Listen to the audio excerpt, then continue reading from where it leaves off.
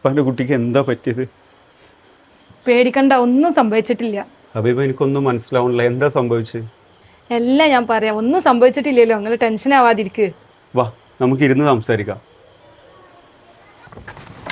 ചെല്ലേ ചെല്ലേ. ഹബീബ, നീ ചെയ്തു തന്ന ഉപകാരം ഞങ്ങൾ ഒരിക്കലും മറക്കില്ല. കാരണം എൻ്റെ ജീവൻ്റെ ജീവനാണ് നീ തിരിച്ചു തന്നത്. ഞാനിപ്പോൾ പഴയ ഫൈസലേ അല്ല. ഒരുപാട് തെറ്റുകൾ ഞാൻ ചെയ്തിട്ടുണ്ട്. അതിനുള്ള ശിക്ഷയും ഞാനിപ്പോൾ അനുഭവിക്കുന്നുണ്ട്. ഇനി ഞാൻ ജീവിക്കുന്ന തന്നെ ഇവനിക്ക് വേണ്ടിയിട്ടാണ്. ഞാൻ നിങ്ങളോട് ഒരുപാട് തെറ്റ് ചെയ്തിട്ടുണ്ട്, നിന്നോടാണെങ്കിലും ഷെഫീഖിനോടാണെങ്കിലും. ഇനി എൻ്റെ ഭാഗത്തുനിന്ന് ഒരു തെറ്റ് സംഭവിക്കില്ല. എന്നോട് ക്ഷമിക്കില്ലേ?